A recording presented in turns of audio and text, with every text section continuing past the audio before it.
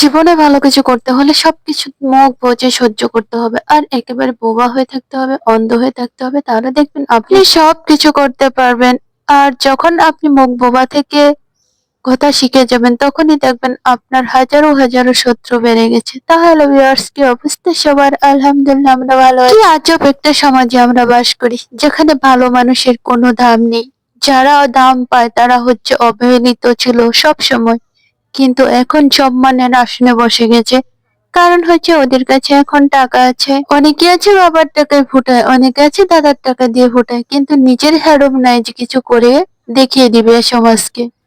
যেকোনো কাজ বা ব্যবসা আপনি যদি মন দিয়ে করেন, দেখবেন এই কাজটা অনেক বেশি সুন্দর হয় আর অনেক বেশি ভালো হয়।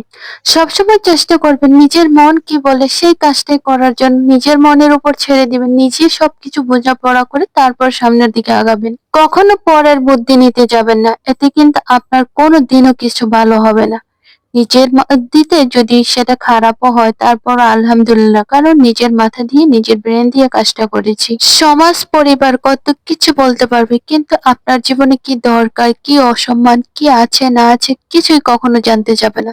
কিন্তু দেখবেন যখন আপনার ভালো কিছু হয়ে গেছে, হাতে টাকা পয়সা আছে, তখন দেখবেন বন্ধু বান্ধব আত্মীয় স্বজনের কোনো অভাব নেই। সবসময় আপনার খোঁজ খবর নিতে আসবে। কি আজব সমাজে আমরা বসবাস করি, যেখানে ভালো কিচ্ছুর দাম নেই, শুধু দাম আছে মন্দের। ভালো টাকা পয়সা হোক আর নাই হোক, ওটা দেখবে না। টাকার বোঝা আছে কিনা তা দেখবে। ওটা তোমার জন্য অনেক কিছু নিয়ে আসবে, অনেক সম্মান নিয়ে আসবে।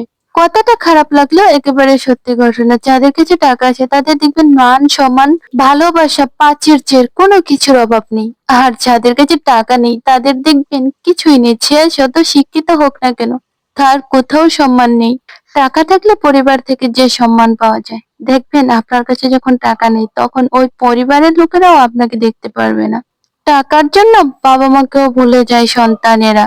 হ্যাঁ, হচ্ছে কি আজব সমাজ, তাই না? সবসময় চেষ্টা করবেন অল্প খাবেন, অল্প পড়বেন, তারপর চেষ্টা করবেন হালাল পথে থাকার জন্য। এতে দেখবেন আপনার জন্য অনেক মঙ্গল আসবে। আপনি না দেখে যেতে পারেন, কিন্তু আপনার সন্তানেরা সঠিকভাবে তা দেখতে পারবে। যদি হালাল ইনকাম থাকে, এক যোগ না হোক আরেক যোগ পরে ঠিকই সেটা বের হবে। কথা বলতে বলতে আজকে কিন্তু হচ্ছে তেলের পিঠা বানিয়ে নিচ্ছি। এই পিঠাটা আমার কাছে অনেক বেশি ভালো লাগে, যেহেতু বৃষ্টির দিন মা ভাবছিলাম কি পিঠা বানানো যায়।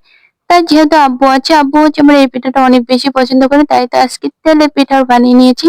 তোমাদের কার এলাকাতে এই পিঠাকে কি নামে পরিচিত অবশ্যই কমেন্ট বক্সে জানিয়ে দিবা। পিঠা বানানোটা একেবারে সহজ, শুধু লাগবে লবণ, পানি, চাউলের গুঁড়া আর চিনি বা গুড়, তোমরা যেটা দিয়ে পছন্দ করো সেটা দিয়ে ডোটা করে তারপর গরম তেলের মধ্যে ছেড়ে দিবে, তাইতে পিঠাটা তোমার হয়ে যাবে। অল্প সময়ের মধ্যে মজাদার পিঠাটা বানিয়ে নেওয়া যায়, সকাল অথবা বিকালের নাস্তার জন্য একেবারে পারফেক্ট। ডোটা করে কিছুক্ষণ এক সাইডে রেস্টে রেখে দিবা, তারপর পিঠাগুলো বানাবে, দেখবে পিঠাগুলো অনেক বেশি সুন্দর হয়।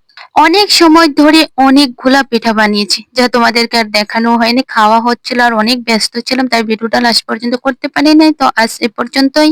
দেখা হবে পরবর্তী যে কোনো ভিডিওতে। সে পর্যন্ত সবাই ভালো থাকো, সুস্থ থাকো, নিরাপদে থাকো, আমাদের জন্য দোয়া করবা। আল্লাহ হাফিজ।